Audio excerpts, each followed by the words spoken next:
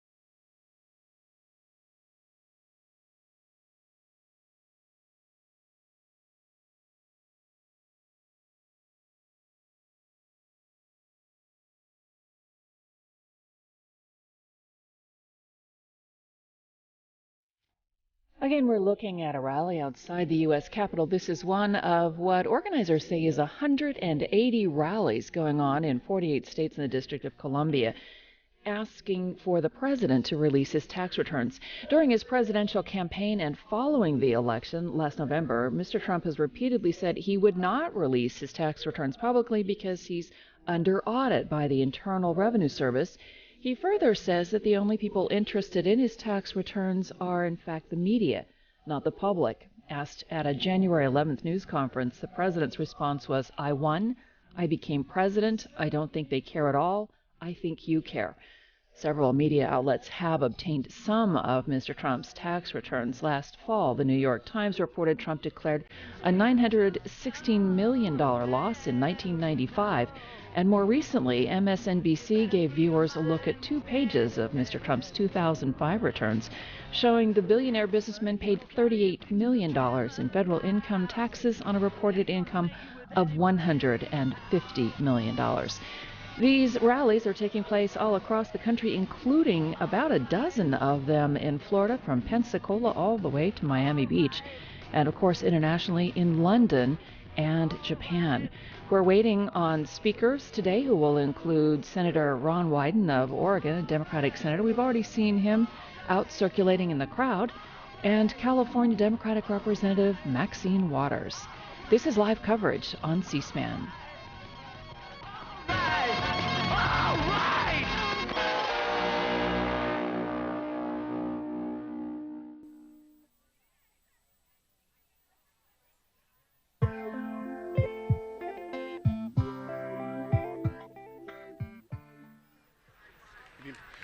Are you ready? Are you ready? Are you ready? Great. So a couple things first to get started. Can folks come on and fill in so we can get good pictures? Those folks up front, we love your signs. We've got tons of pictures of those, but we can't get on television if they're up. We've got cameras behind you. So with that, we'll go ahead and get started. My name is Dovon Michael. I'm with the Working Families Party, and I can tell you without question that on this Saturday, April the 15th, there is absolutely no place I'd rather be than right here with you, demanding that Donald Trump release his tax returns. We appreciate you for joining the tax march, and of course, more importantly, for the vital role that you guys play with the overall resistance movement. We are stronger when we come together. Our democracy is better when we're together, when we resist together, and when we march together. Today we're going to hear from elected officials, activists, fellow marchers, and a special guest from Comedy Central. And they've all come together to demand that Donald Trump release his tax returns and demand a system that works for all of us. We need a fair, more equitable tax system, not just one that works for the wealthy and well-connected and the Donald Trumps of the world. It's long past time that our tax system, our economy, and our democracy works for the benefit of Americans who look just like us. By failing to release his tax returns, Donald Trump has violated 2 of our most sacred values: transparency and accountability. That's right. In this country, public servants are accountable to the people who elect them. They work for us. And we have every right to know about the financial dealings and the potential conflicts of interest of our elected officials. Now, I could go all day, but I won't, because you guys did not come here to see me speak. You came here to march. But with that being said, beyond today, if you want to stay engaged and continue holding this president accountable, please take your cell phones out and text MARCH to 21333, and you'll be among the first to learn about the next big resistance movement. If you are tweeting or posting on social media, you have to do this these days, guys, please use the hashtag #TaxMarch. And a few more housekeeping notes before we get the program underway. Please make note our marshals and that they are here to assist you. They are wearing orange safety vests and are located all around you along the parade route. If you have any concern, please reach out to them. Also, please be aware of the first aid area here at the Capitol location. There will also be a first aid tent at the end of the march. That would also happen to be the family reunification location. So if you lose your friends and family, meet them at the first aid tent at the JFK hockey fields. I promise you it does exist. And we don't want you guys to go home alone. So thanks again for being here today. And with that, please give a big round of applause for Sister Simone Campbell and Rabbi Nehemiah Ben Moshe. They'll lead us in the invocation.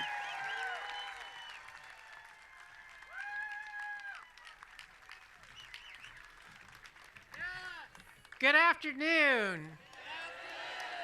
I don't believe there has ever been a gathering such as this for taxes. I am so grateful that you are here because we are standing up to say we the people care about our tax policy and about what our president does with his tax return. We the people know we should be able to see it.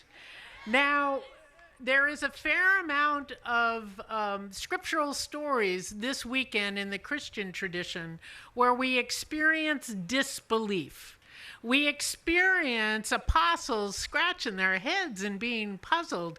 We experience the women going to the tomb where Jesus was laid, being surprised, bewildered, stunned. But you know what? We should not be among the bewildered.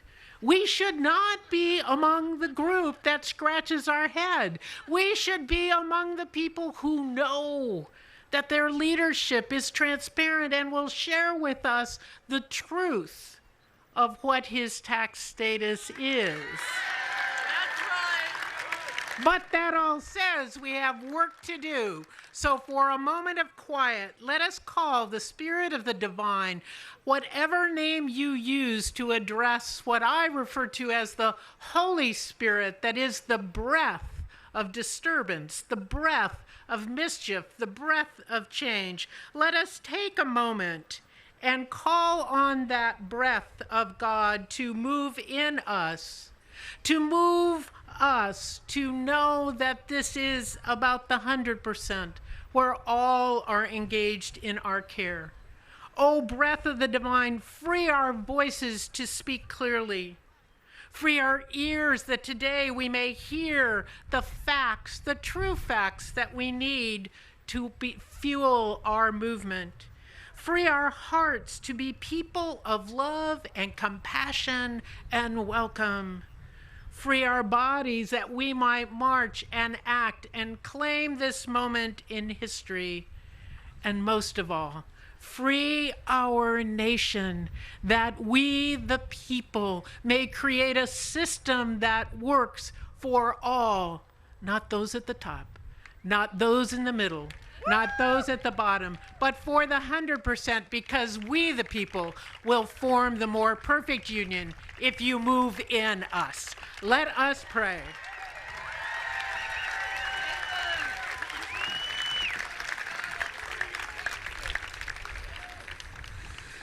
Shema Yisrael im kol shonuteinu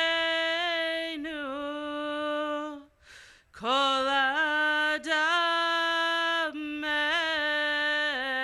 echad.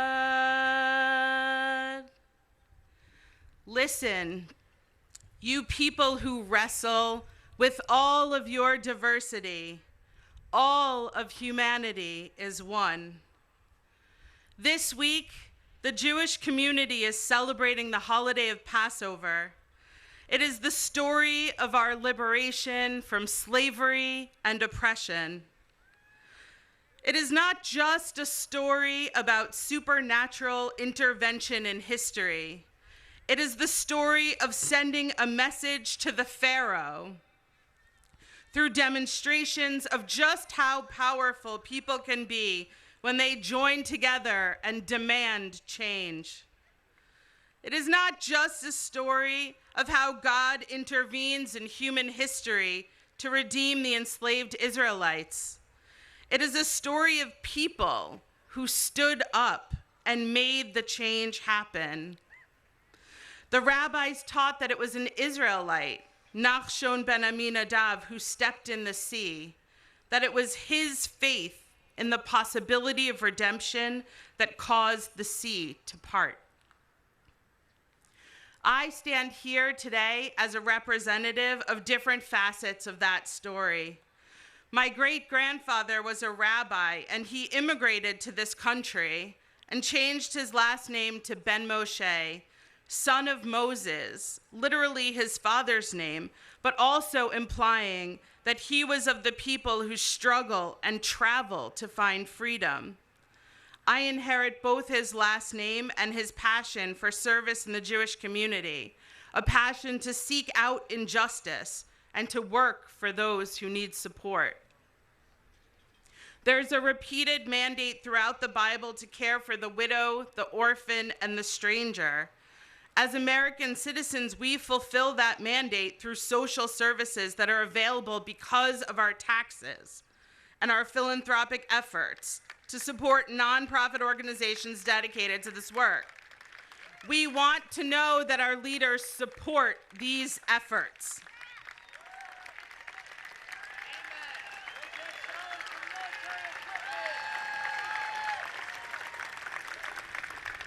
But I don't just stand here as a person who has taken on a legacy of service.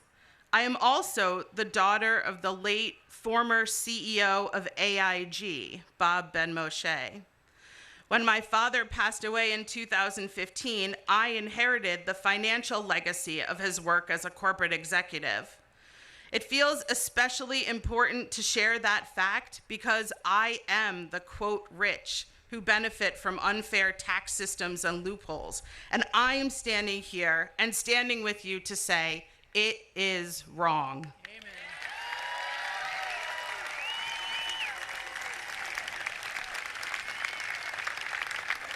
I also understand personally that taking on public roles in leadership takes away the right to privacy that other citizens enjoy. When you choose to make your life public, when you choose to represent the tax-paying American citizens, you have a responsibility. Transparency in your business endeavors and in your personal life in multiple arenas is the work of gaining the trust of the people you are leading.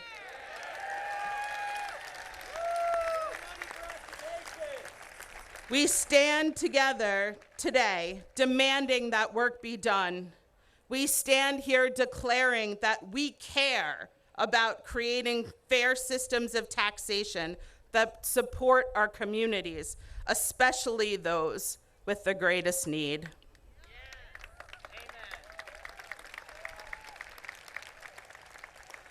Kulanu navod letaken et haolam hazeh.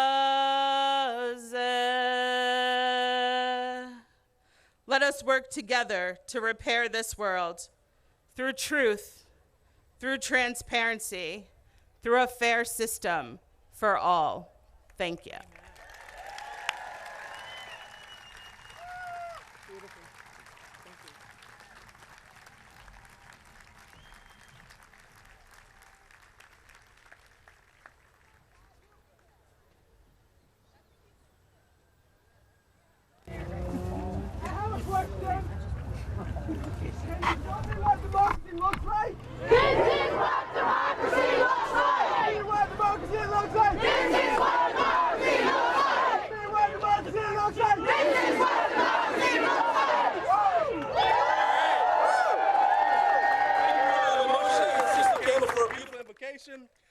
I want to take a moment to thank partners. Without them, this would not be possible. So please give a big progressive round of applause for MoveOn.org, Credo, the Working Families Organization, Stand Up America, the American Federation of Teachers, Americans for Tax Fairness, and Indivisible. Overnight. Your tireless work and advocacy on behalf of the tax marches has been very good, very incredible, tremendous. Now I want to introduce one of the movement's staunchest allies and biggest supporters, Senator Ron Wyden from Oregon, who serves as the ranking member on the Senate Finance Committee. Please welcome Senator Wyden.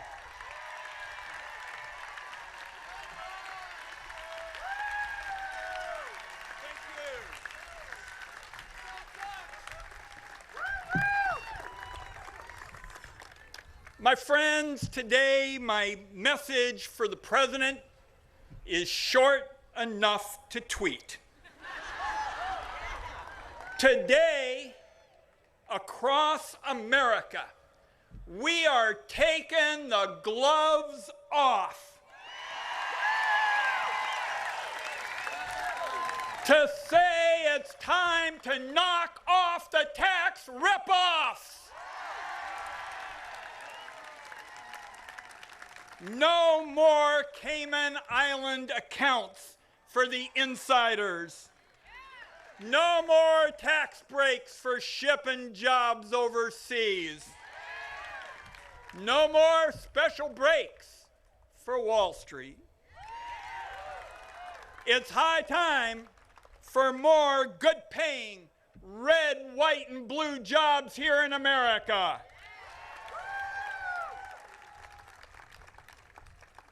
We are taking the gloves off to say, knock off the secrecy, Mr. President, and publicly release your own tax returns.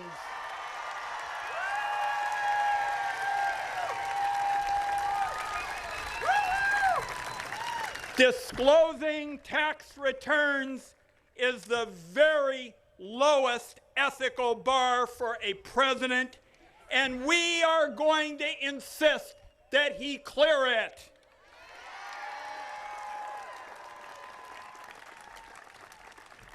We are taking the gloves off to say knock off business as usual taxation, where the nurse and the cop has their taxes taken right out of their wage, and the high flyers get to pay what they want when they want to. We're going to end that.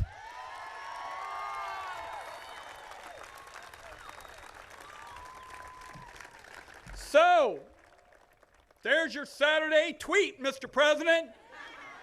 We are taking the gloves off. Knock it off.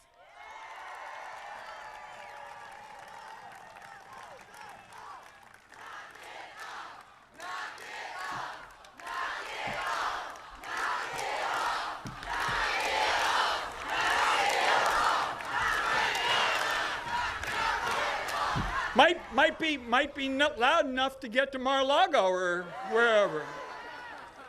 Now, if that somehow isn't clear enough, let me put it another way. Across America, you've got citizens speaking on behalf of millions of others to insist that the president take two concrete steps. One, we want real tax reform that demonstrates that you're working in the people's interest, not your interest.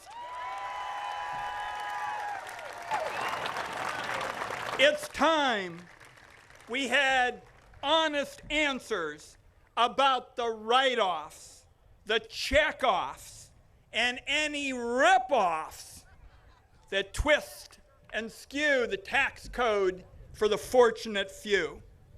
Friends, it is way out of whack. And I see this as the senior Democrat on the tax writing committee. It's just way out of whack to have one set of rules for the fortunate few that include the president and his friends who can hire pricey accountants and lawyers to stash cash in the Cayman Islands accounts, paying what they want when they want to, and then have another tougher set of rules for the construction worker, the firefighter, and anybody who brings home a pay stub to support their families. We need a system that gives working people a fair chance finally to get ahead too.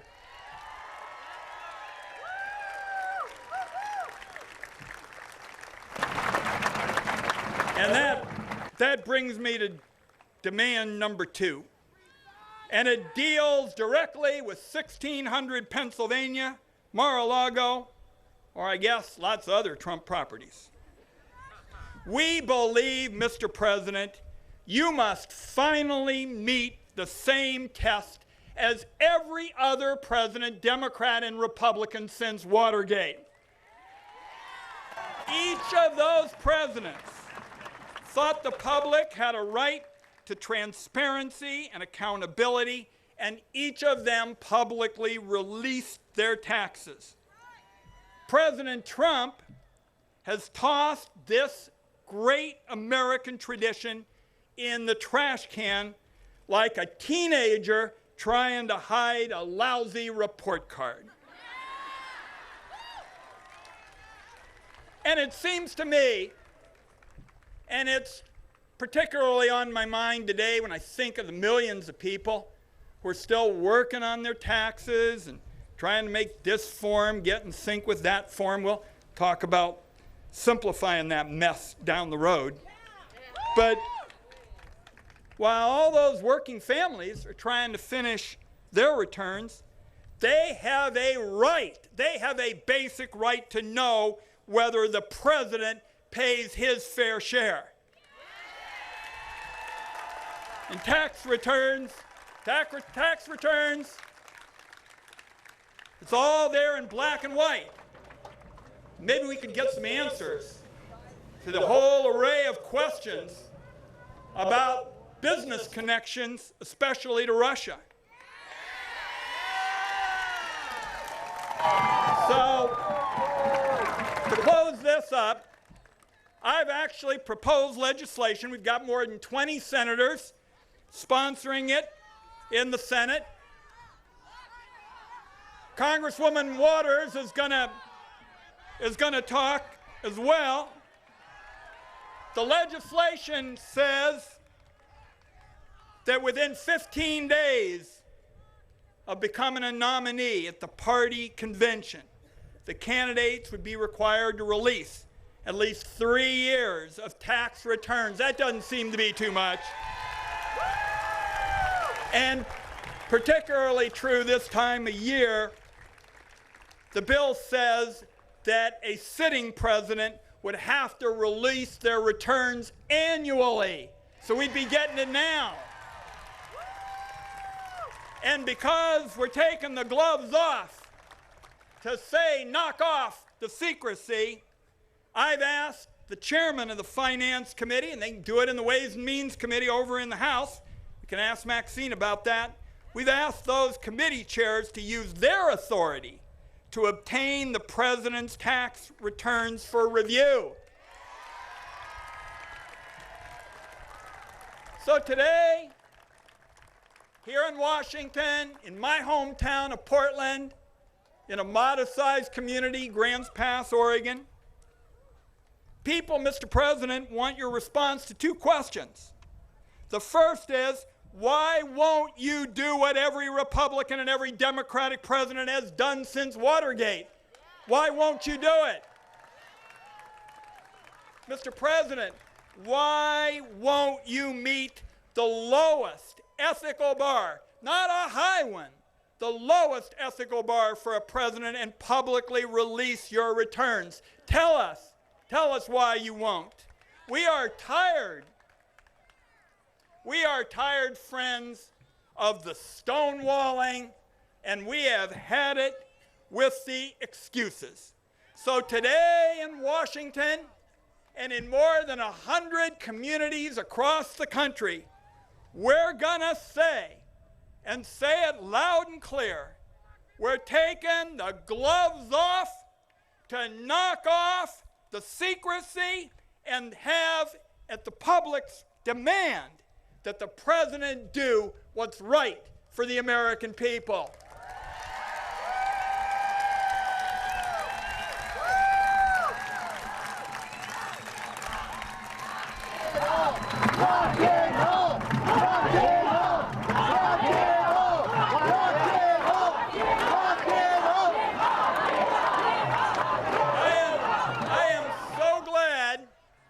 I am so glad that today we have given birth to the new grassroots knock it off movement. And I'll close just by saying that the reason it is so wonderful that you're here today, and we're going to have thousands of others in these communities across the country, is that political change, as much as we respect our capital, political change doesn't start in government buildings and then trickle down. Political change isn't trickle down. It's bottoms up.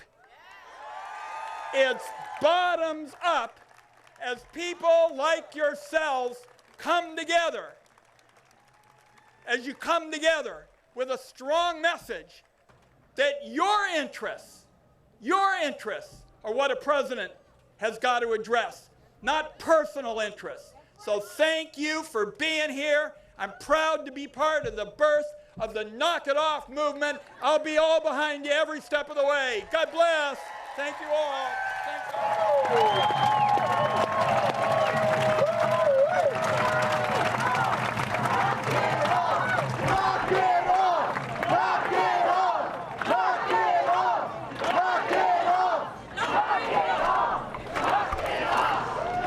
Everyone, one more big round of applause for Senator Ron Wyden.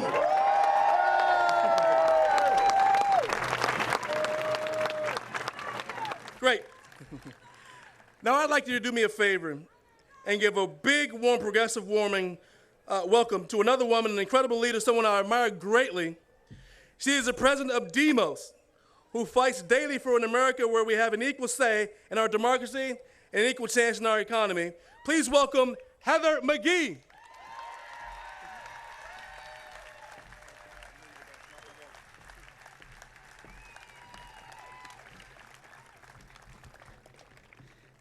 An equal say and an equal chance for all of our people.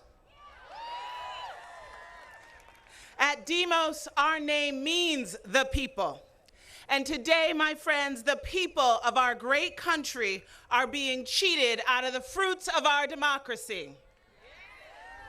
Because this weekend, millions of Americans are sending their hard-earned money to Washington and to state capitals, and we do it because it is our duty.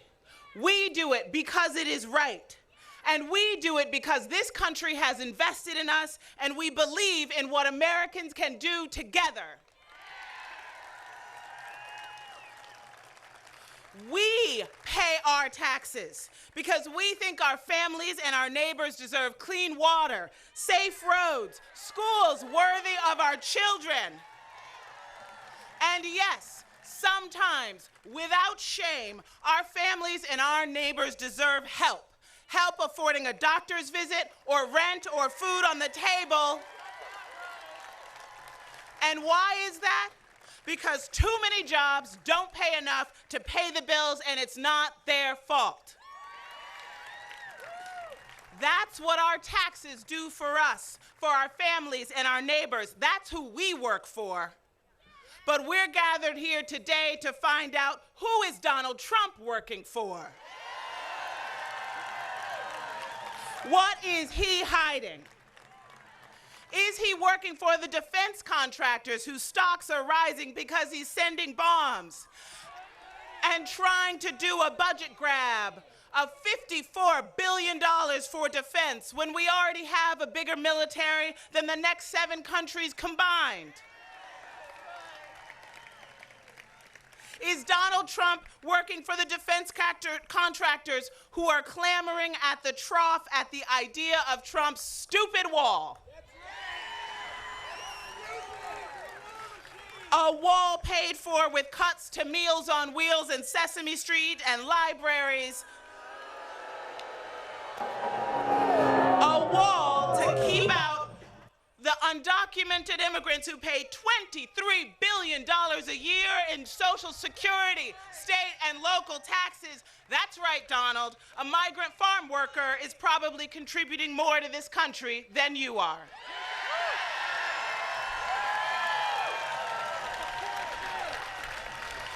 We want to know what Trump's hiding and who he's working for. Is it the polluters who are cheering his cuts to the EPA? The polluters who sacrifice the next generation in the name of next quarter's profits? The polluters who pour millions into Republican campaigns and in return they give us asthma, lead poisoning, and a climate crisis threatening life as we know it? We want to know what Trump's hiding and who he's working for. Today, there are 200 tax marches across the country in small towns and big cities. Because we are fed up. We're fed up with billionaires bragging that they pay next to nothing in taxes. We're fed up with Fortune 500 companies paying their lobbyists more than they pay every year in taxes. And you'd better believe that we're fed up with our families and our neighbors getting stuck with the bill and still being told there's not enough money to fix the pipes in Flint and the Flints in West Virginia and Arizona and all over this country.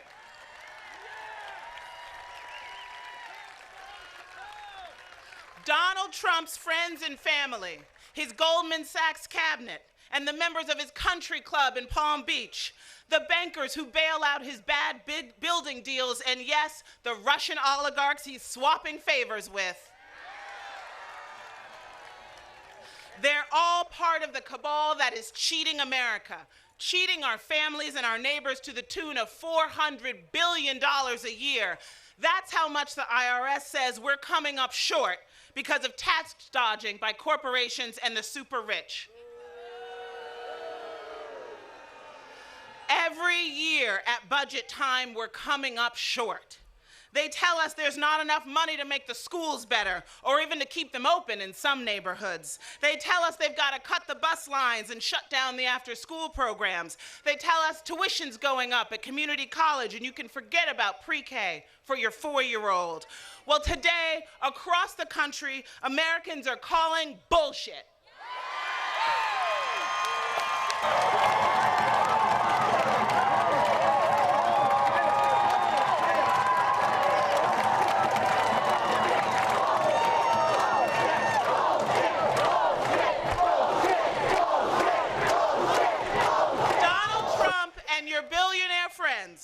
We know what you're hiding. We know where the money is, and we are sending you the bill. Thank you.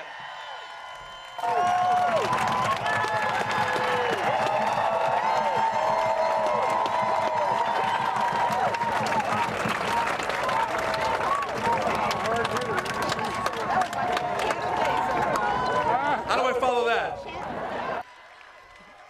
Cool. I told you she's incredible, a role model, and a fantastic human being. Love, love, love Heather McGhee. One more time, Heather McGhee.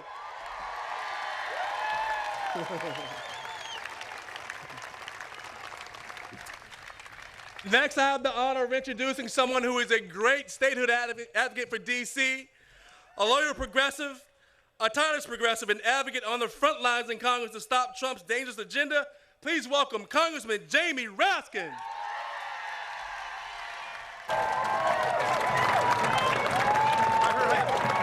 Hey! Let's hear it for the revolutionary patriots who created America. America was conceived by tax protesters like you chanting no taxation without representation. And as proud Americans, we dust that slogan off and we raise it on behalf of 700,000 tax-paying patriotic citizens right here in the nation's capital who are denied voting representation in that building right there.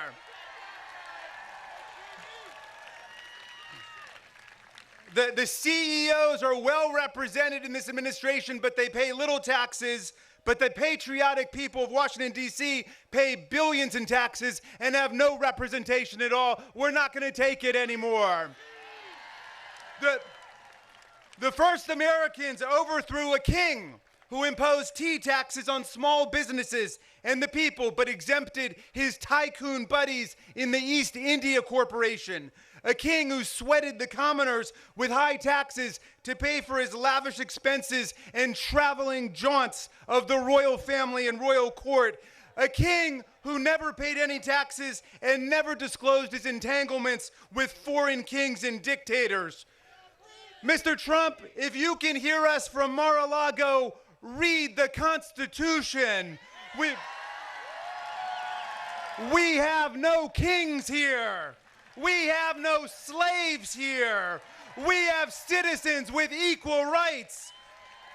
We allow no titles of nobility in America, a point you might mention to your Secretary of State, who still carries that disgraceful title conferred by King Putin, the Russian Order of Friendship.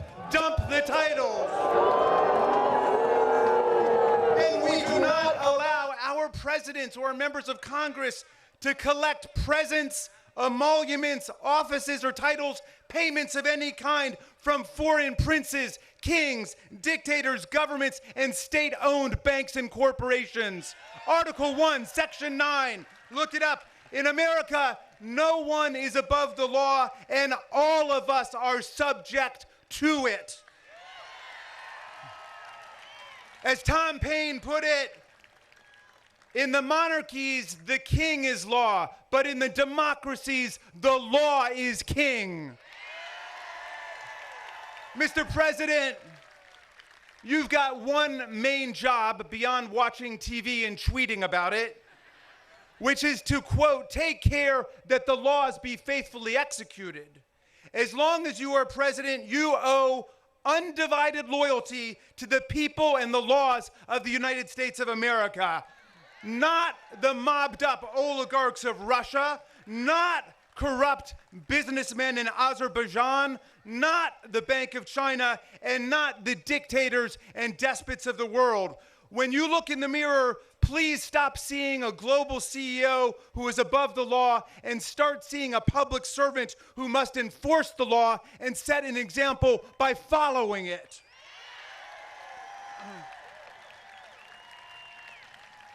You can start by paying your employees at the Trump Hotel their full wages. And then pay your small business contractors what you owe them. And then pay your damn taxes. That's what real Americans do. That's what real American business people do. But you stiff your employees. You rip off the students at Trump U.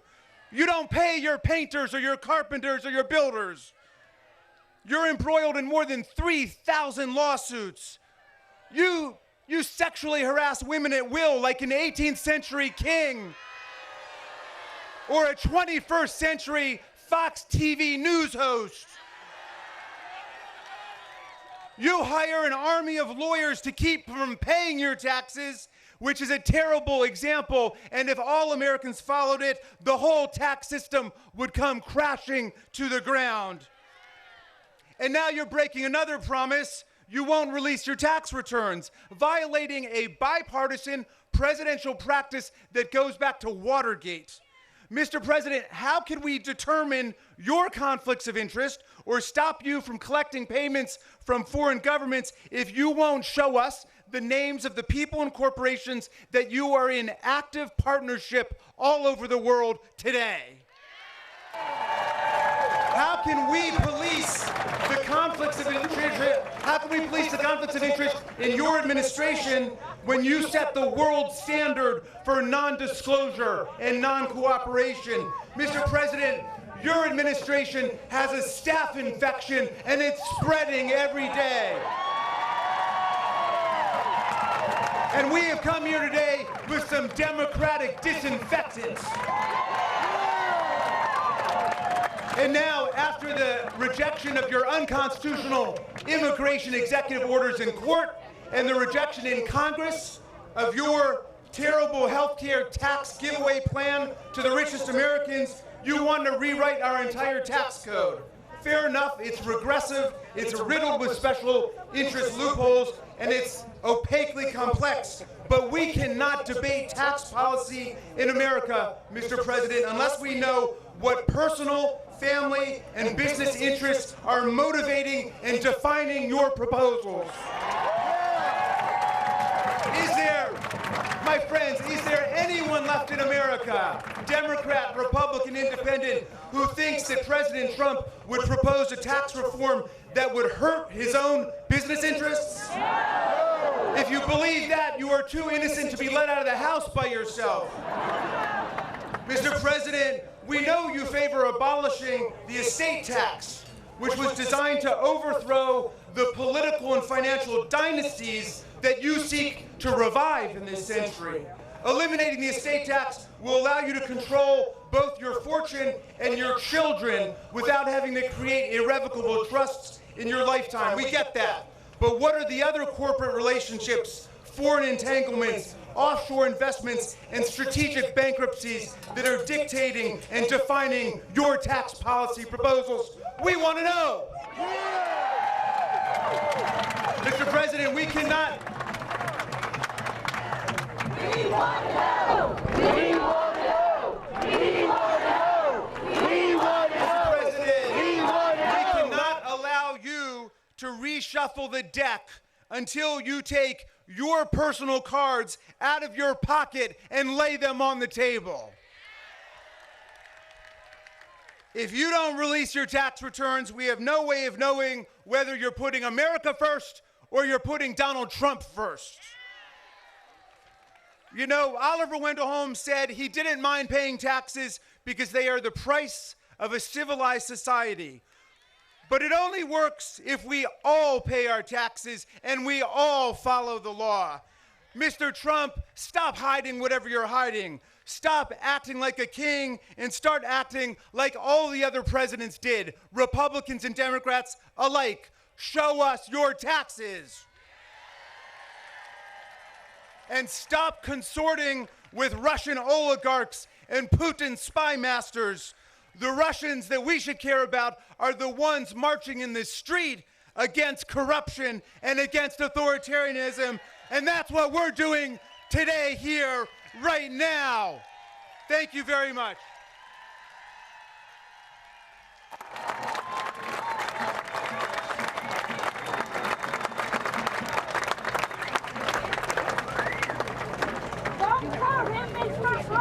Can we get a medic up here really quickly? There?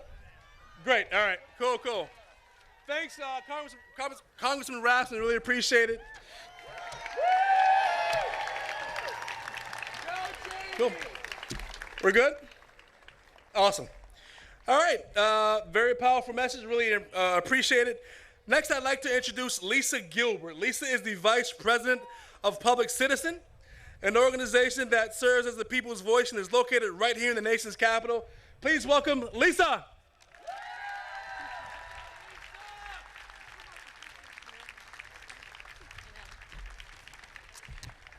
Good afternoon. It is so incredible to be here with all of you calling for transparency. I am here to say that Donald Trump is dead wrong if he thinks the public does not care about his tax returns. I mean, just look at us. So we stand here to tell him that he works for the people, and we, the people, are demanding his returns. We stand here to say that we must not be denied the information we need about his motivations, his actions, and whether and if he is profiting off of his presidency. And we stand here to say that we need to better understand his foreign entanglements and his conflicts of interest. Now, we know that Donald Trump is under no legal obligation to release his tax returns. He's made a lot of that fact, and throughout the campaign, he said he'd release them later, as soon as his routine audit was over. As soon as the campaign ended, he walked that back. Well, Americans disagree. Almost 75% of Americans believe that Donald Trump should release his tax returns, and it's not a partisan issue.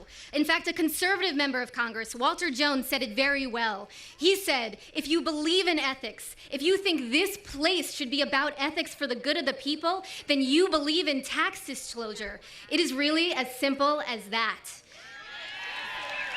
And as others have said here today, Donald Trump is the first president in over 40 years not to disclose his taxes.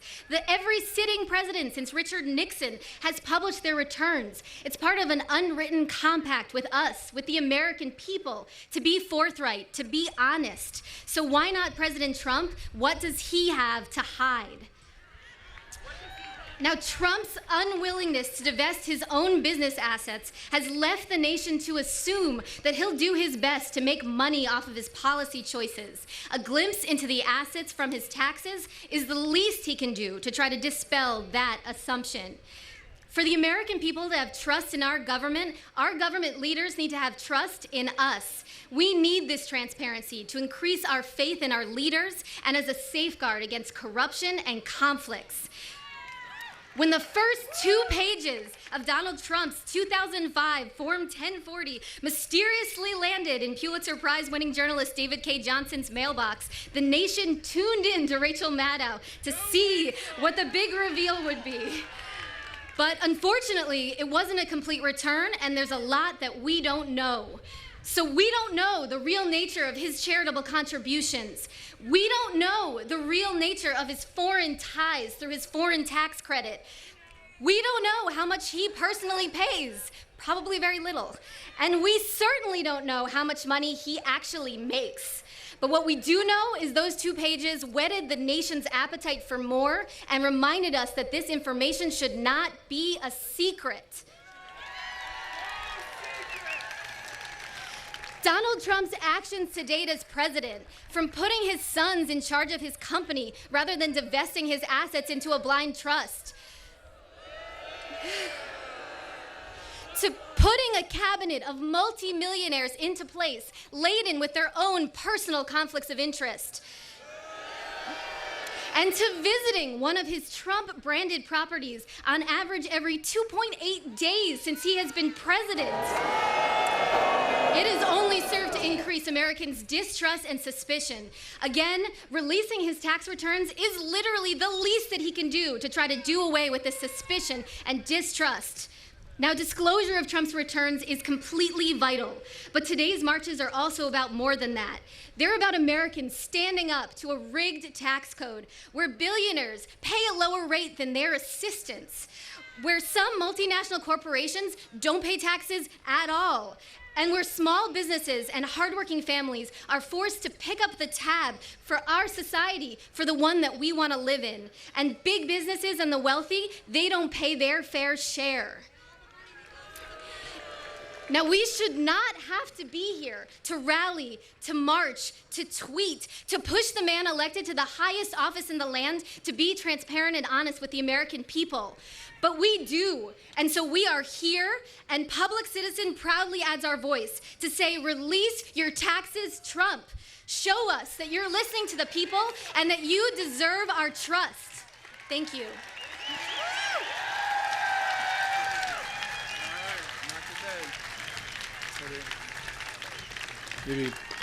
Lisa, thank you so much for your leadership on these issues and really appreciate you coming out today.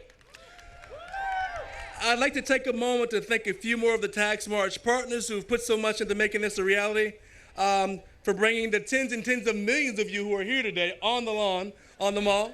The crowd, the cameras can't see this, but the crowd goes all the way back to the Lincoln Memorial. In fact, someone's sitting in Lincoln's lap right now going like, speak up. Totally. It's huge, folks.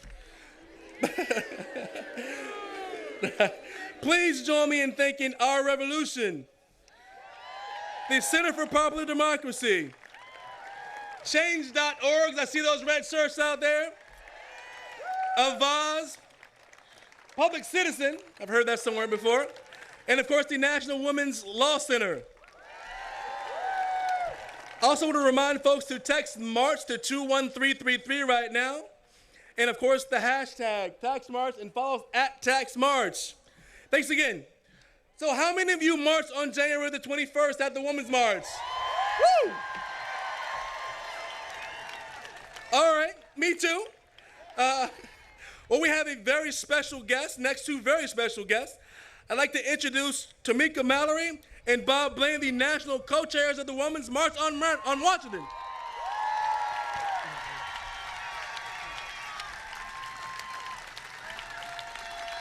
How y'all doing out there?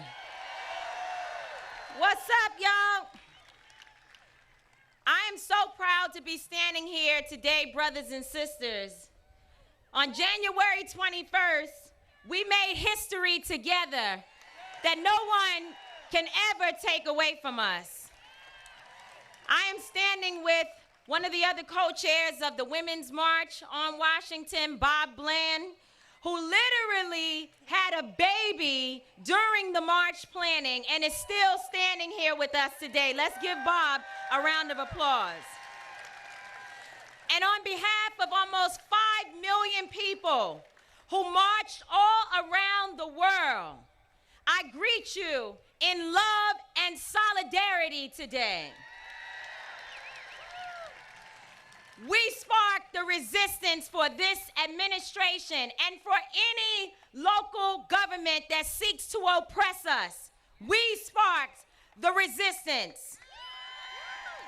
And since that day, we have not stopped pushing back against sexism, racism, and fascism in this country.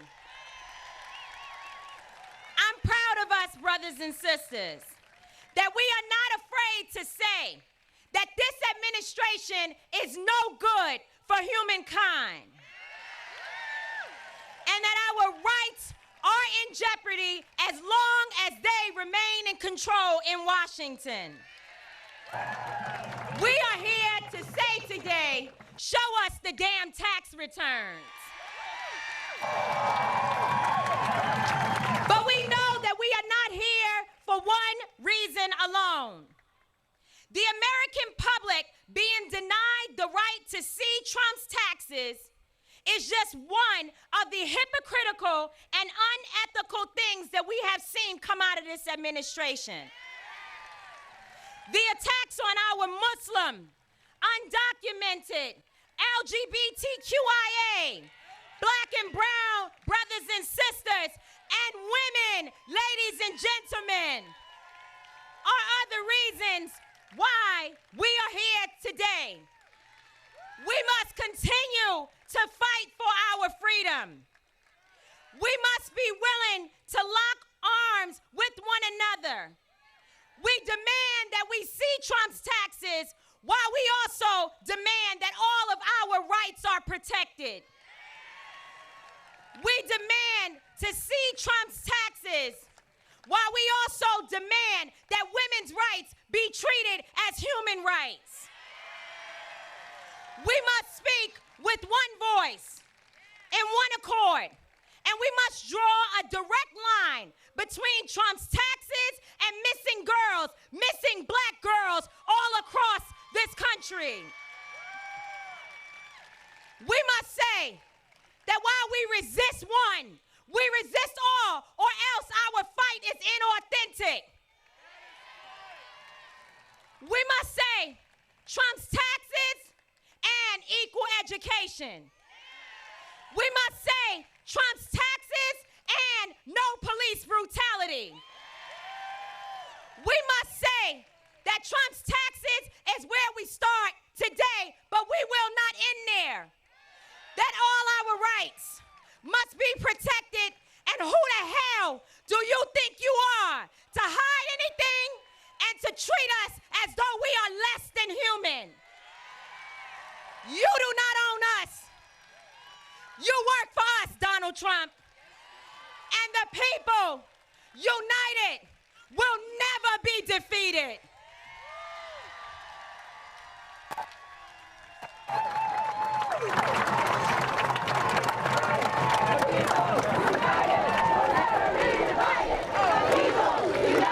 Will never be defeated. The people united. Will never be defeated. The people united. Will never be defeated. The people united. Will never be defeated. All right, thank you. We got a few more folks to go before we can get up and kick some Trump ass. So let's keep the show moving along. Tamika, thank you so much for speaking today. You and Bob are great inspirations for us. You started a movement, and we'll be marching with you in the future.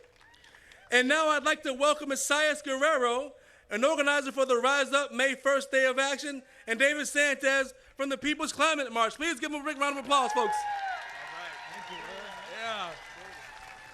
All right, how are we all doing today? Show me what democracy looks like! Show me what democracy looks like! Yes, this is the power, this is the people right here present and the voice of truth. So, my name is Isaías Guerrero, and I'm an organizer with the Center for Community Change. I am organizer for the South with 44 organizations that are pushing every day for immigrant rights and for a better democracy. Yes! So, I embody my parents' dream, started because of unemployment and car bombs, from a country suffering from inequality. This pushed my family to look for solace abroad. Colombia packed tightly, memories, cassettes, and a deodorant in my school bag. Looking like a tourist, but being treated like a disease. Feeling like a flower without soil.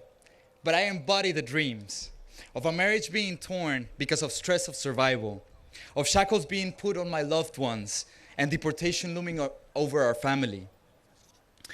But we are here because we have listened to the tears that have scarred the mantle of justice. That's why we want the ability of radical love to move us like a gentle current, to understand the role we are called upon by the wisdom of our ancestors and those that have fallen due to injustices so that we don't repeat them again. That's why we're here, right? To lift up our voices. So we're gonna remember those stories of resistance that live within our pews, our neighborhoods, that have crossed borders, have crossed seas, have crossed oceans, because it's within that wisdom where the light shines in the darkest moments. And the sharpness of that pain, that resistance, and that radical love is the only tool to break our chains. But let's talk about why we're here. I've been undocumented for 16 years up until I was able to get deferred action, and every single of those years, I've been paying taxes. I will show my taxes to this man in orange to prove that, like all of you, I believe that taxes is a commitment to our democracy. That when we pay our taxes, we're committing and we're sharing, I love you, therefore you need better schools, you need better jobs, you need a better place to live, because that's what this country is all about, right? Now, President Trump and this administration is trying to put $3 billion to build a wall and to create an even bigger deportation force. Is that what we want? We want democracy, right? That's right. So, I was in Alabama just 2 weeks ago after a raid came. Immigration, Customs, and Enforcement took 40 people, broke hundreds of families apart, and I was sitting in a living room with an 11-year-old little one that was waiting for his dad. He called us from the detention center saying, "Mijo, tonight you gotta sing the Elmo song by yourself, but I'm gonna come back to you." That's what these taxes are doing to our democracy. How can an 11-year-old have to go through this? And how are our taxes being used for this? This is not democratic, Red. So we're gonna change this.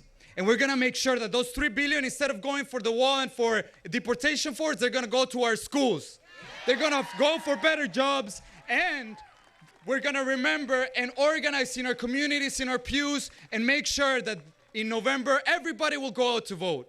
That we're gonna back up all the people that will represent democracy, truth, and justice, not only for the immigrant community, but for everyone else. And May 1st, we're gonna go out into the streets. Everybody please come to our website, riseupmay1.org, to find out a local event and to join it. Because we're not only gonna step out for immigrant rights, but for Muslims, for LGBT, for black people, and for all the working class people that just want to see a better democracy. So I want you to join with me. I'm gonna say undocumented, unafraid. Friends and allies, unafraid. Ready? Undocumented, unafraid. Friends and allies, unafraid. Undocumented, unafraid. Friends and allies, unafraid. Yeah! Thank you.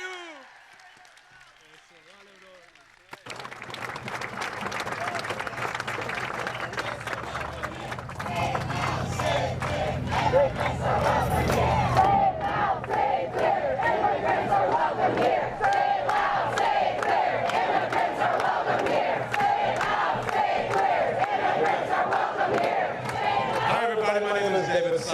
I'm with the People's Climate Movement. Yeah! So in 2014, we flooded the streets of New York City with 400,000 people. Let me see your hands if you were there. There we go. We need a lot more. Because on April 29th, it marks the 100th day of the Trump presidency, and we have to show that we are going to resist against them. So raise your hand if you want to resist against this not even president. That's right. Because we need to not just bring people that are here, we need to bring our family and our friends to show. We need to duplicate this amount of people in every aspect of what we do. Because it's not just the People's Climate Movement or People's Climate March, the Tax Day March. It's not just the Science March that's coming up or May Day. It's got to be everything. Because when we look in our history books, when we see what pictures are taken, we want to be able to say, I fought against that.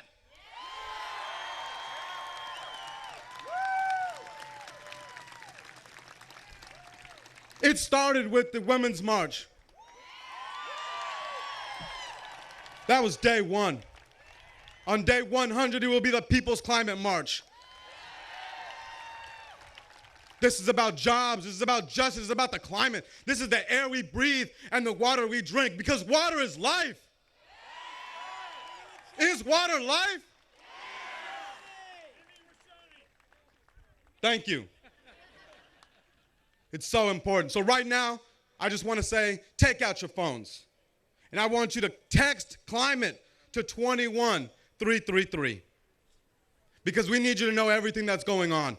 Because it's so important to show our resistance. We're going to have 100,000 people on the streets of D.C. right here 2 weeks from now.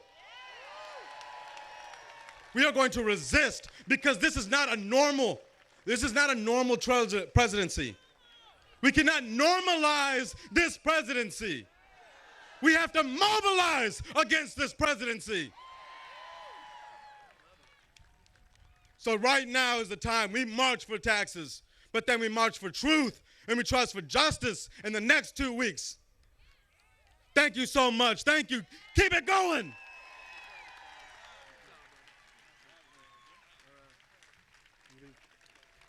Thank you, Esaias and David, for your leadership on these issues, and you know we'll be in the streets marching with you in the weeks to come.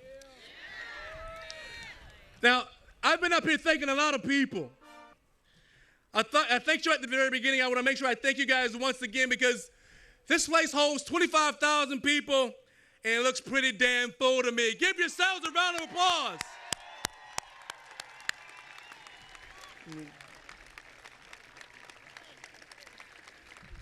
And now, I'd like to introduce a very, very special guest, someone you all know and hate.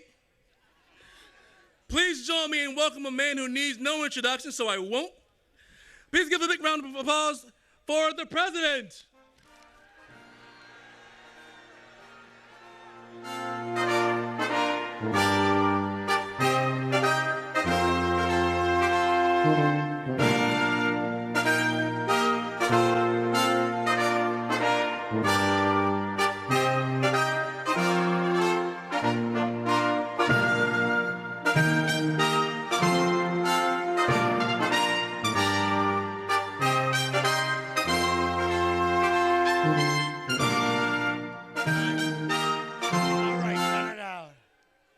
Thank you so much. Thank you so much.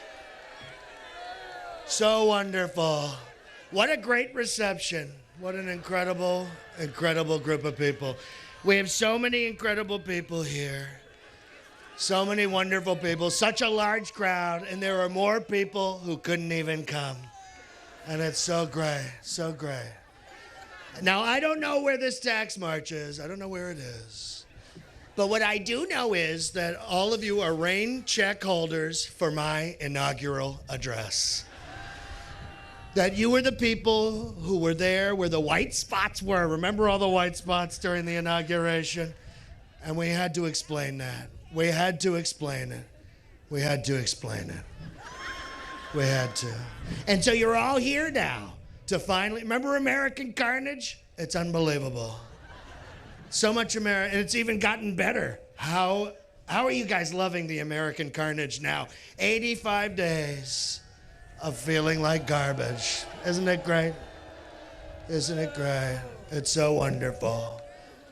And so many of you support me, and you're here to see me, and I'm so pleased. Is the wind dying down now? It's like baseball's opening day, but a rain check. Now, excuse me, satire is the heart of political discourse, so it is a joke. And I'm the biggest joke on the block, let me tell you. Let me tell you. Now, first off, what's the big deal about my taxes? Okay, since you guys are my supporters, I'm gonna share with you what's on my taxes, because this is between us, okay? Don't let the protesters know what I'm gonna tell you. So what? I owe $50 million to Deutsche Bank? Who cares? Who cares? That's publicly known. But what you don't know is I know where all the Nazi gold is hidden in Switzerland. And I have it. And I have it. I have it. I have it. I have it. Just because I have dirty ties to Azerbaijan, I have so many ties to Azerbaijan. I have ties to Russia. And Russia tells me this all the time. They say I'm a great asset. A great asset.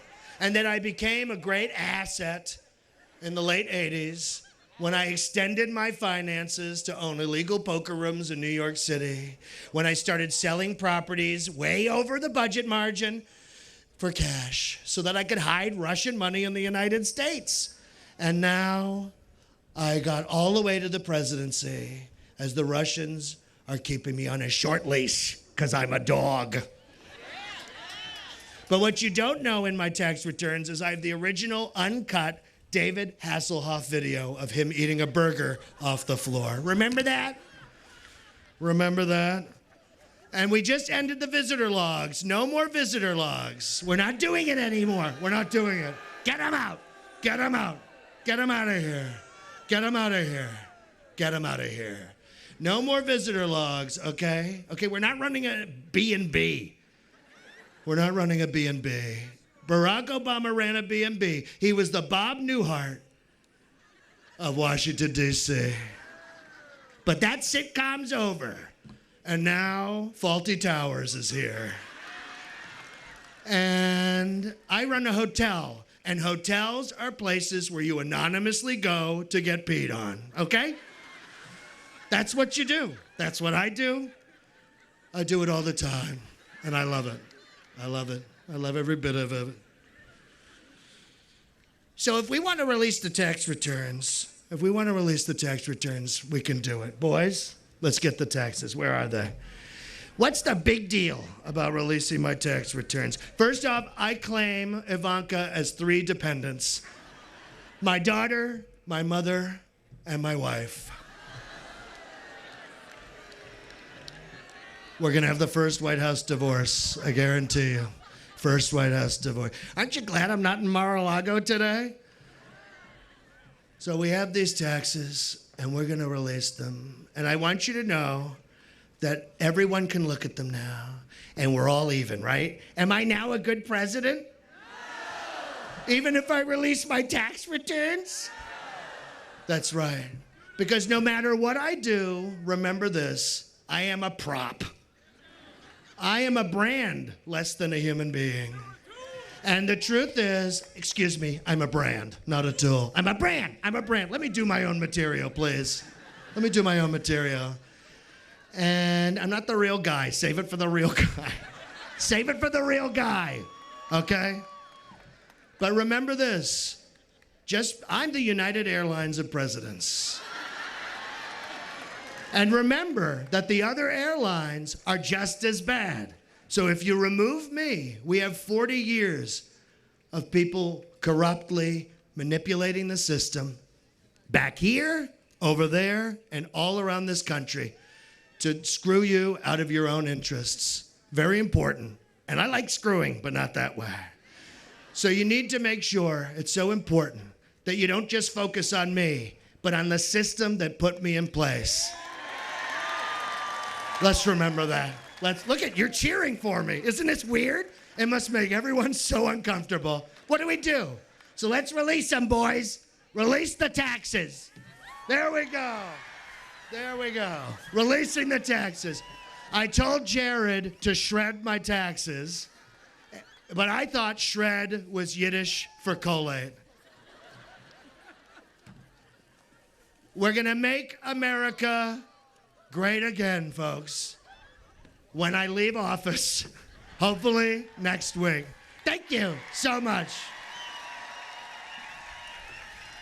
There we go.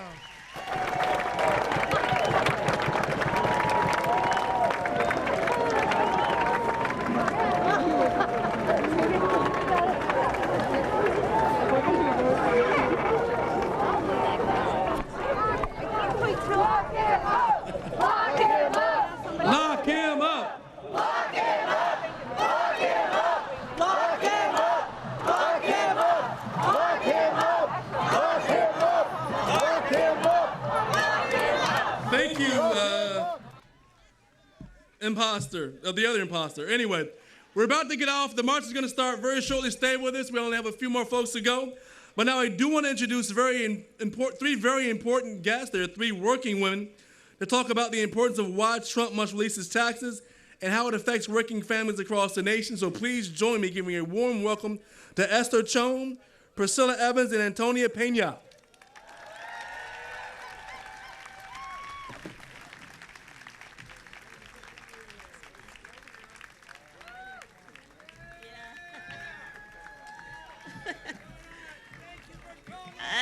Hello. Good afternoon, everybody.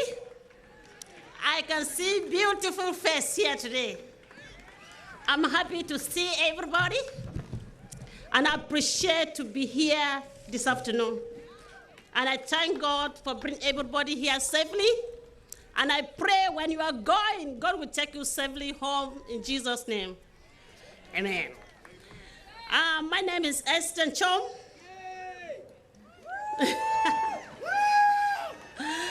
And I was working with, I'm working as a wheelchair or escort in international airport dollars. We workers like me help keeping the airport safe and running smooth. Some of us earn just $6.15 an hour.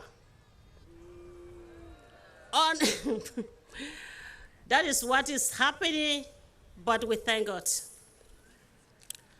I work 2 jobs because of $6.15. I cannot sleep at home with my children. And it is not easy for me to be working 1 job because it cannot pay my rent. I have to go and work. And my children, when I suffer, they suffer with me because of the pay is $6.15.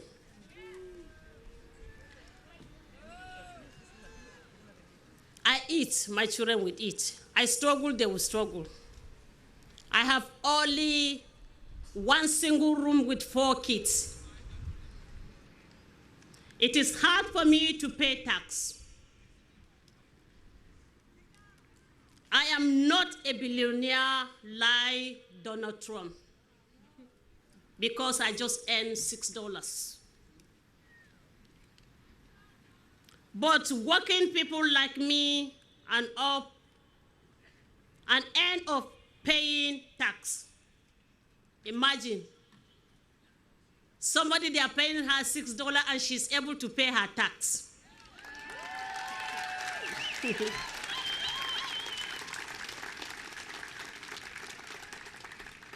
Donald Trump has, you must to pay your tax.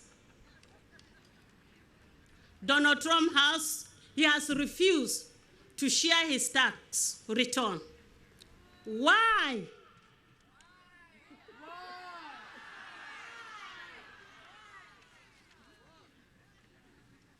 Because he has something hidden.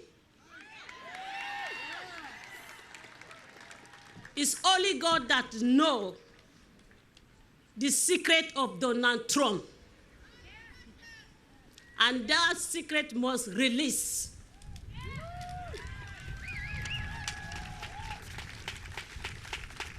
as we are here together, united together today, and we believe,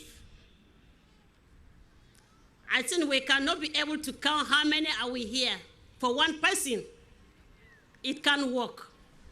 He must release the tax return.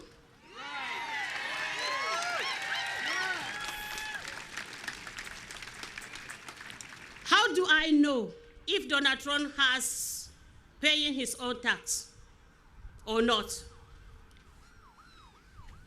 By doing all this, even pay my tax at all, only God knows.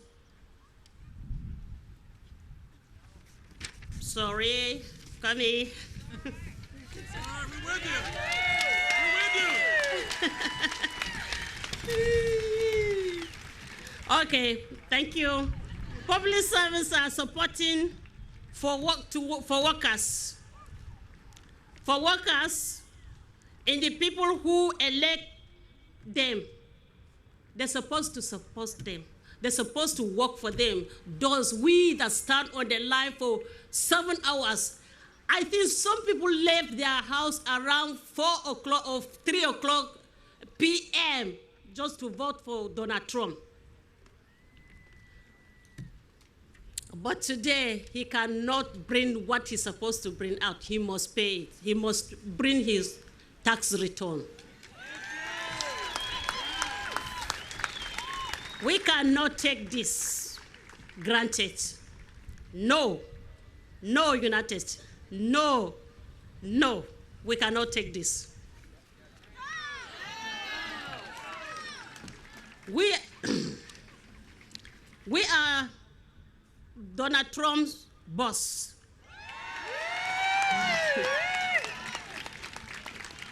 He worked for us. Yes, he does. And he is not about the law. Donald Trump must release his tax return. Yeah. I said it again, Donald Trump must release his tax return. Yeah. I repeat it for the third time. Donald Trump must release his tax return. Yeah.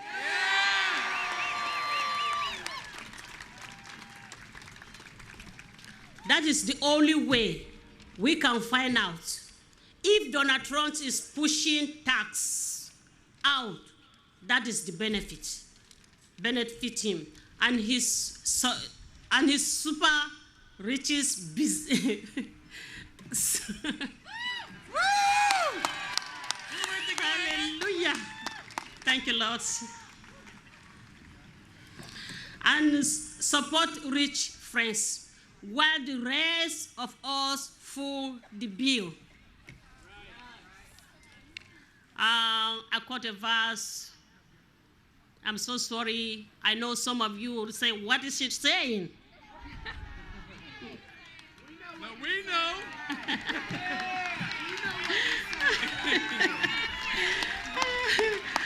Okay. Everything we are doing because God is the one that will put him first.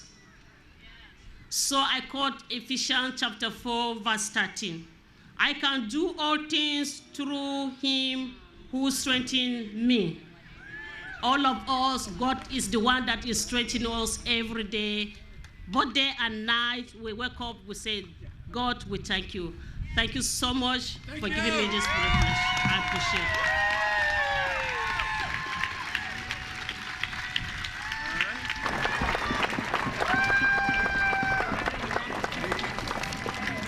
Show me what democracy looks like. This is what democracy looks like. I said, show me what democracy looks like. This is what democracy looks like. Good afternoon. My name is Priscilla Evans, and I am a Wendy's worker from Richmond, Virginia.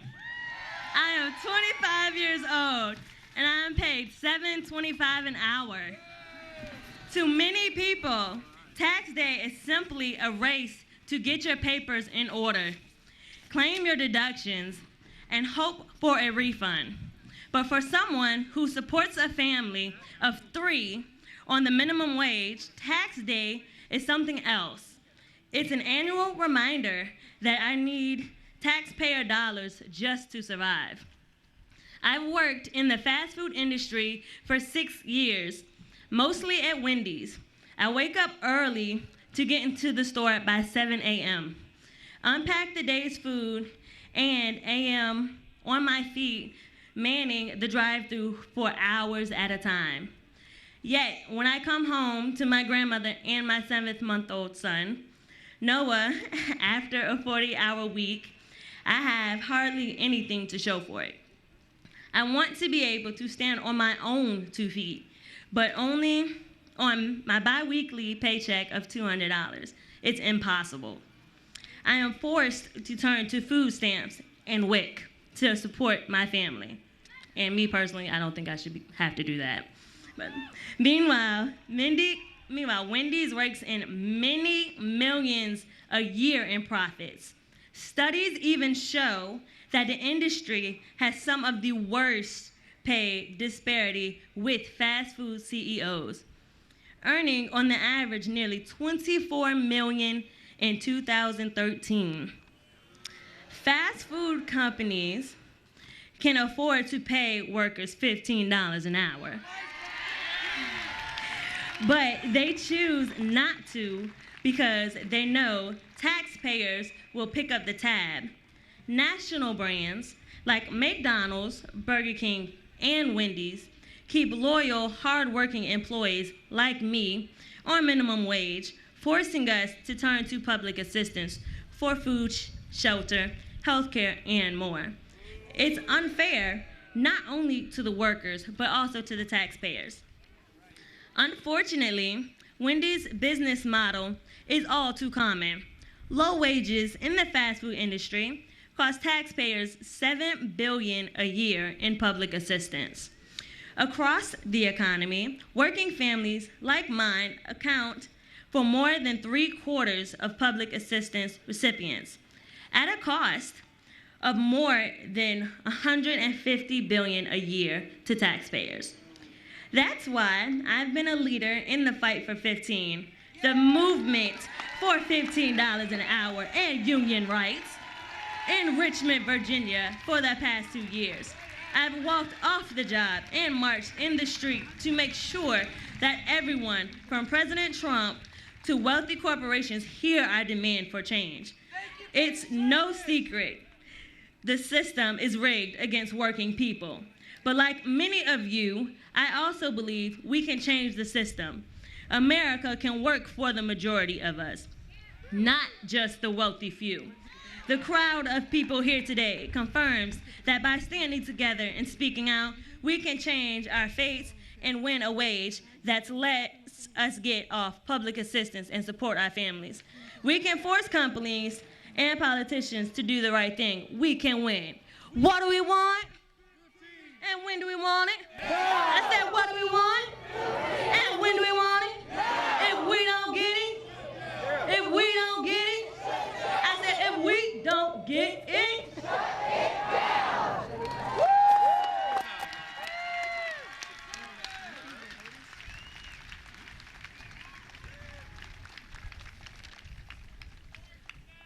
Hola a todos ustedes y miembros del Congreso.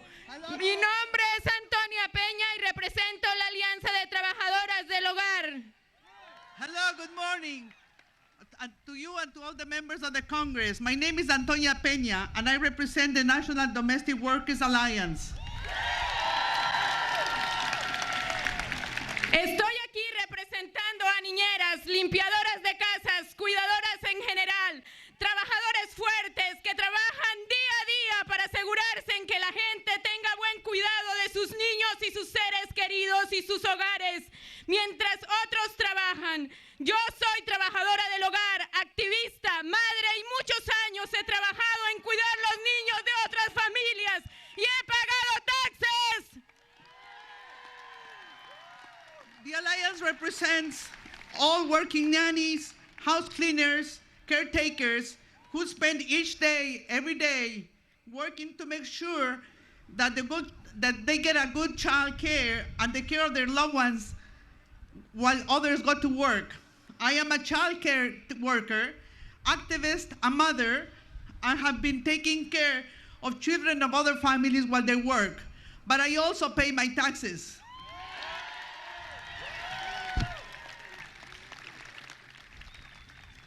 Trabajamos día tras día. Hay veces que somos expuestas a abusos de empleadores abusivos que tratan de hacernos daños. A veces somos traficadas de otros países. A menudo no se nos paga o se nos paga menos de lo que merecemos recibir como pago. Aún así, la mayoría pagamos impuestos, aunque muchos somos indocumentados en este país.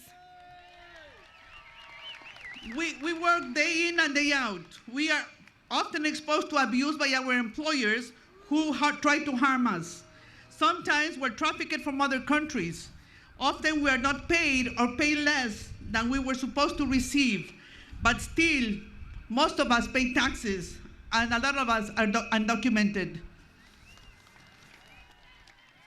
Aún así, pagamos nuestros impuestos. Pagamos impuestos sobre ingresos, impuestos de ventas y otras obligaciones. Aunque tenemos miedo, cumplimos nuestra parte en contribuir en nuestras comunidades, escuelas y economía. Como trabajadoras del hogar, hacemos nuestras contribuciones. Sin embargo, vivimos bajo un presidente que no le importan nuestras contribuciones como trabajadores, individuos y familias.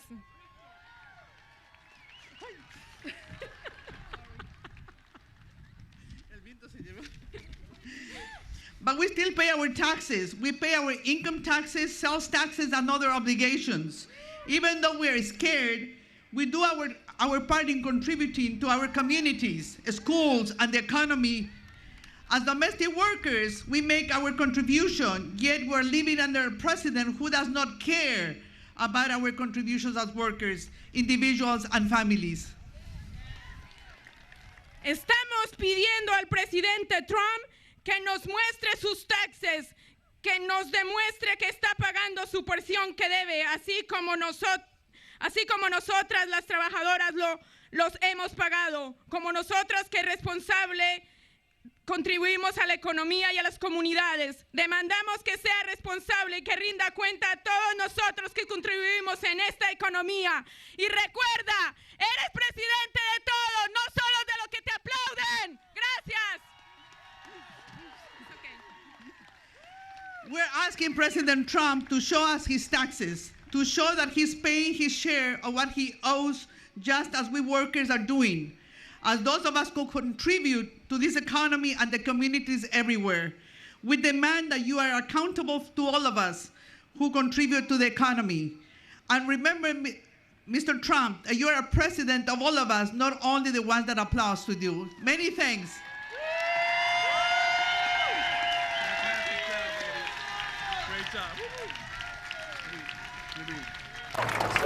Thank you so very much for your powerful stories, ladies. We really appreciate you and all the work you do.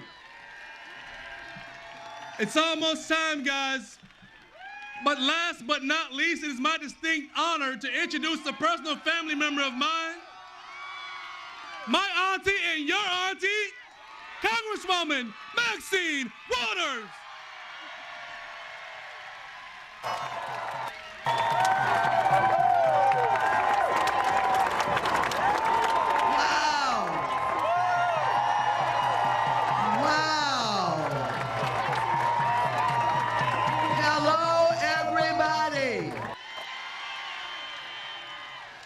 So happy you came to see your auntie today.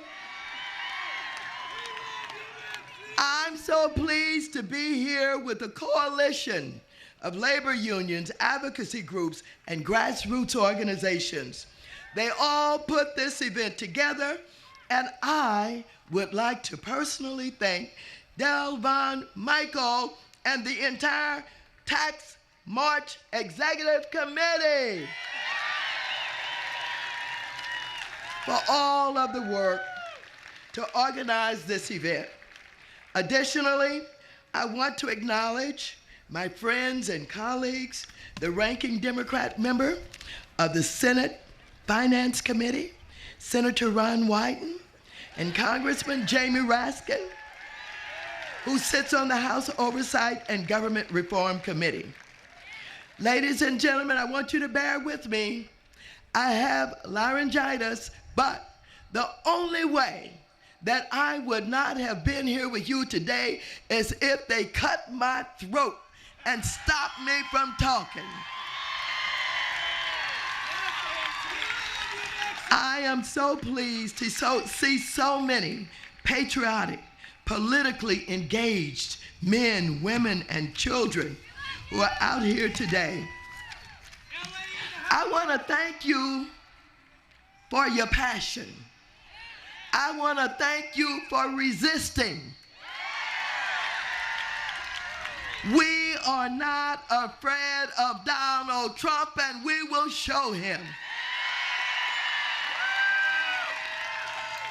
Now, today is April 15th, normally the last day to file your taxes, but because it fell on a weekend, in many states, you can file on Monday or Tuesday. Well, this is why we march today. We march today because while Donald Trump thinks he's distracting us, we came to hold number 45 and his administration accountable. We came to show Donald Trump we will not be quiet. We came because we know what this president is all about.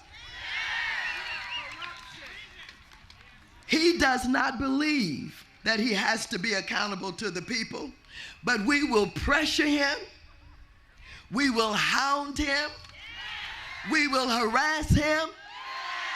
If he thinks he can get away with playing king, he's got another thought coming. We're not going to be fooled by his lies.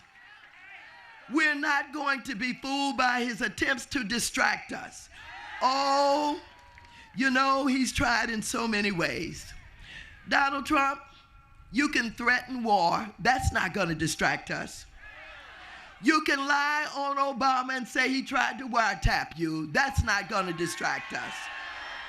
You can lie on Susan Rice and claim she's done something wrong. You can flip-flop and flop-flip. We're on your behind, Donald Trump. Over a year ago, Donald Trump lied, and he said, and I'm going to quote, he said, I will absolutely give my tax returns, but I'm being audited for 2 or 3 years, so I can't do it until the audit is finished, obviously. Quote, unquote. Liar, liar, liar. As fact checkers and experts quickly explain, it was all a lie. There is nothing preventing Donald Trump from releasing his tax returns. The simple truth is he's got a lot to hide. And there's a lot that Donald Trump hid from the American people throughout the campaign. Donald John, we know who you are. Ladies and gentlemen, I believe that Donald Trump is hiding much more damning information just as he's hiding these taxes. What is he hiding? Well, he clearly has not been transparent about his business entanglements and his connection to Putin and to the oligarchs of Russia. Donald Trump, did you get a loan from Russia in 2008 when all of the banks in the U.S. refused to give you a loan because of all of the bankruptcies that you've had, all of the debt that you had, all of the people that you didn't pay? Well, Donald Trump, what about that hotel, that Trump Hotel down on Pennsylvania? Who financed it? Was it that Deutsche Bank who's known for money laundering? Was it that Deutsche Bank who's known for their trading practices involving Russian clients? Oh, Donald Trump, we know who you are. We're finding out more and more about you every day. Oh no, Donald Trump won't release his tax returns. Donald Trump won't be transparent about his business dealers.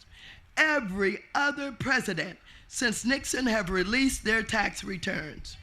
Donald Trump, all over America, middle class and working people are filing their taxes. Many are struggling, paying 30 and 35% of their earnings, more percentage-wise than big corporations in America.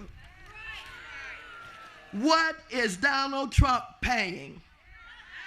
Nothing. Nothing. He is using every loophole, every trick to avoid paying his fair share of taxes. Donald Trump, if you are not cheating, if you are not indebted to interests that could compromise you, if you have not misused your foundation and had money paid to you through your foundation, come on, show the American people your taxes.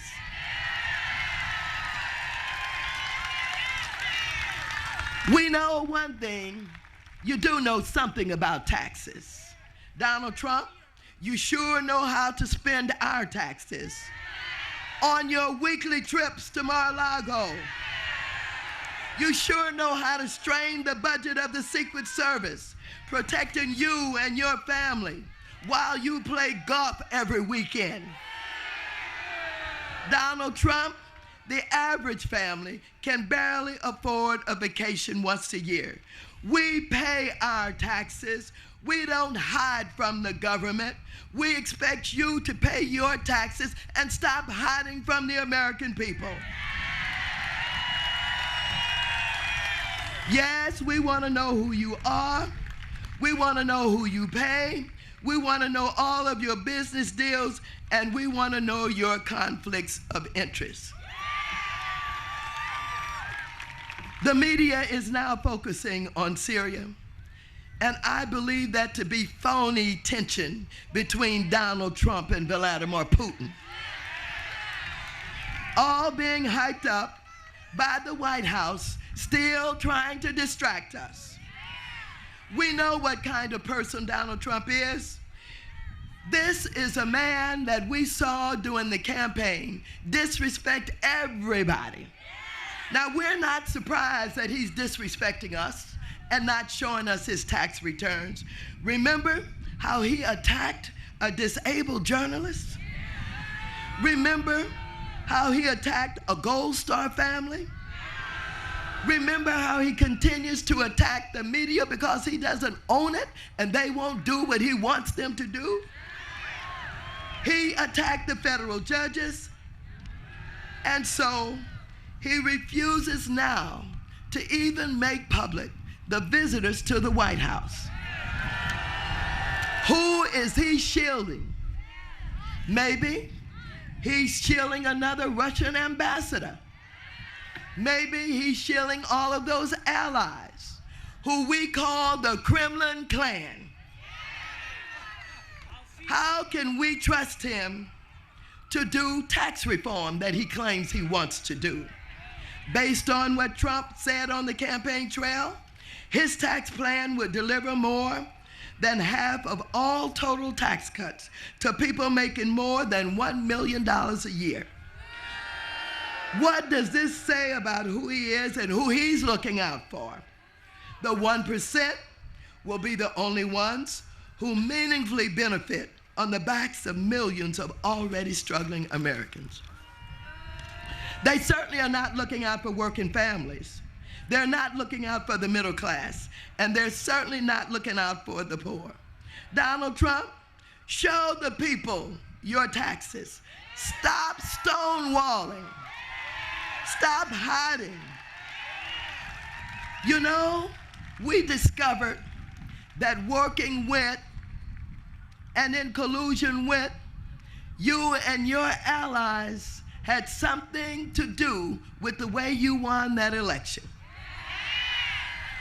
You went into small towns and rural communities, and you made promises, and you made promises that you will never keep, but you never intended to keep them anyway. So I want you now to show your taxes. to those families in those small towns of America. I want you to show those family farmers. I want you to show in those rural communities. I know you're not going to do it because you lied to them just like you lied to everybody else. Ladies and gentlemen, I don't respect this president. I don't trust this president. He's not working in the best interest of the American people. His motives and his actions are contemptible, and I will fight every day until he is impeached.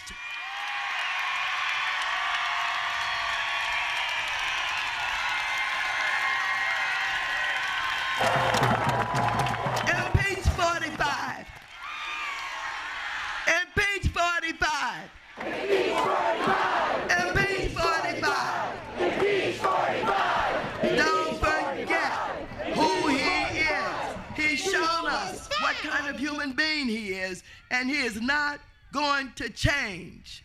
Ladies and gentlemen, my millennials, stay woke. Thank you.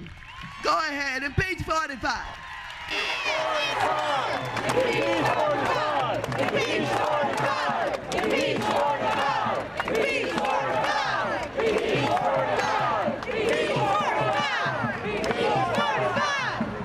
Maxine, everybody!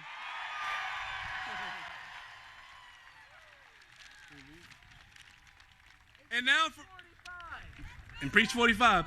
And for our last motivational, before we go off in March, please welcome Bishop Dwayne Royster.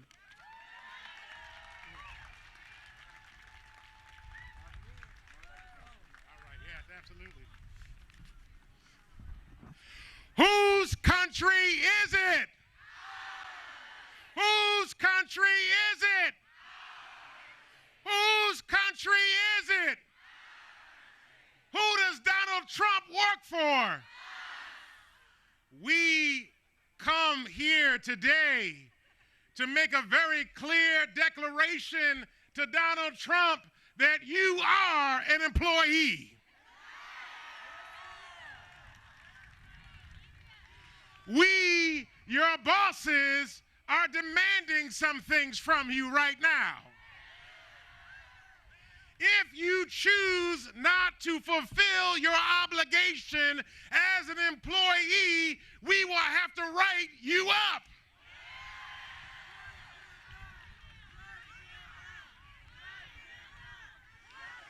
If you choose to comply with our performance improvement plan, then, Mr. Trump, you will be. We have come here today very clearly saying to Donald Trump and all his minions that support him that you have made a mistake in how you have treated the American people. We have come here today in Washington, D.C., in 125 towns and cities across this country to say to Donald Trump, we are not going to put up with your stuff. We have come here today claiming our power and our authority as the ones who truly govern this nation.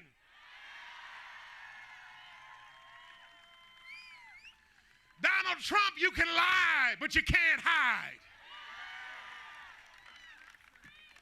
Now, I'm caught in between the fact that this is the holiest weekend for the Christian calendar, and I'm trying to be holy right now. Y'all pray for me. But I'm reminded of something that Jesus said to his disciples and people that were following him at one time. He said, render unto Caesar that which is Caesar, and render unto God that which is God's. The problem with the fact that Donald Trump won't release his taxes is that we can't prove that he's doing either. The reality is that most of us know he isn't doing either. But we are here because our country is concerned about the direction that we're going in right now. If we were to really take a hard look at this weekend that we're looking at, and from the Christian perspective, we are caught between empires. Jesus was caught between an empire, the Roman Empire, and we are caught because Donald Trump's trying to annex America into his empire. But we are not going to allow him to do that. Are you going to let him do it? Is your family going to let him do it? Are your neighbors going to let him do it? Are your co-workers going to let him do it? Then y'all need to go get your co-workers and your cousins and your brothers and your sisters and your mamas and your papas and tell them to call Donald Trump to account.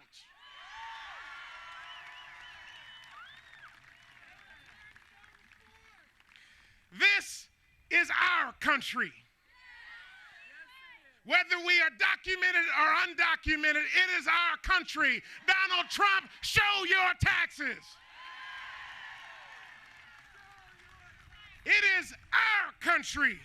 Whether we are Christian or Jewish or Muslim or Sikh or Buddhist or atheist or agnostic or humanist, it is our country. Donald Trump, show your taxes.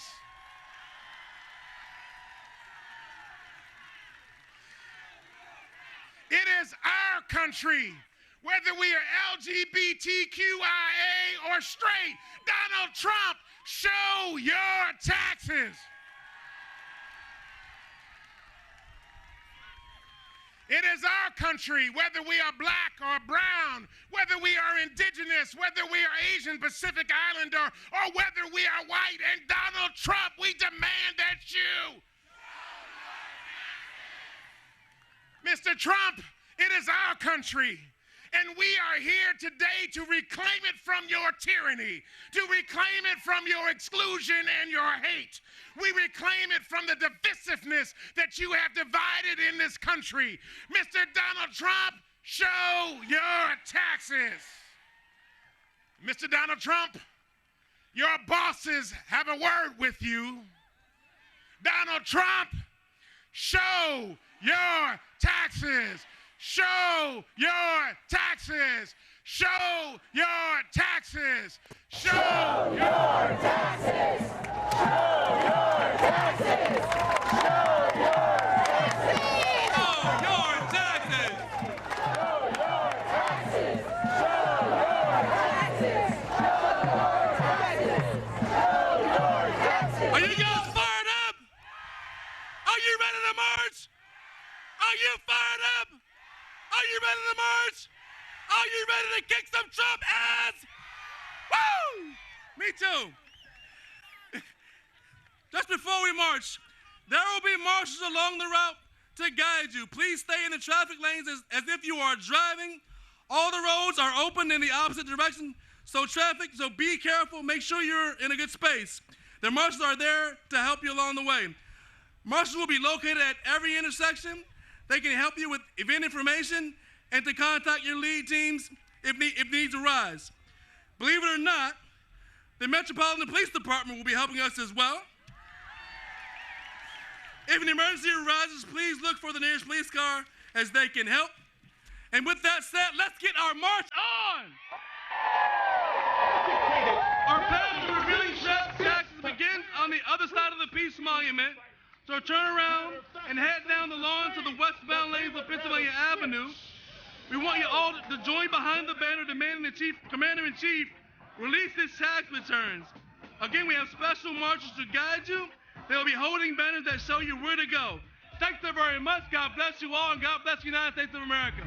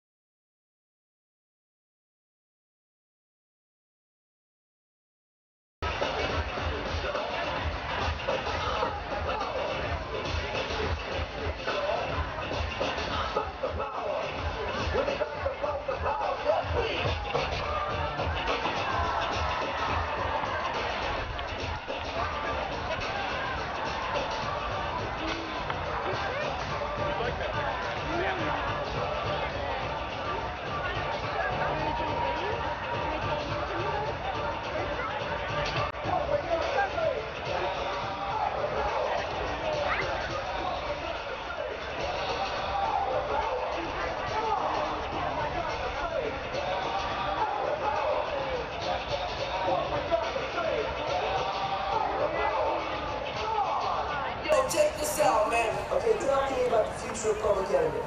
Future of public enemy, got it.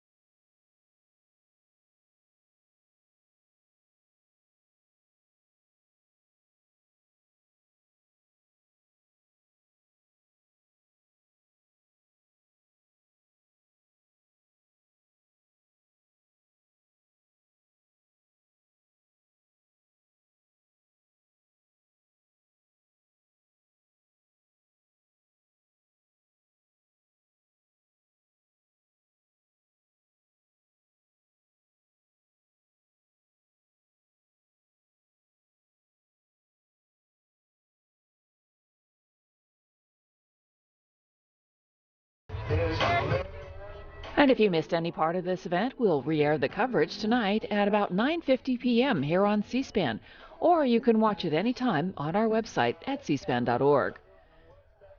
For those of you who haven't filed your taxes yet, you have a few more days this year to do it. Tax filing day this year is Tuesday, April 18th. That's because April 15th, today, is a Saturday, and Emancipation Day, a holiday in the District of Columbia, and Patriots' Day, a holiday in some states, both fall on Monday. That pushes the tax filing deadline all the way back to Tuesday.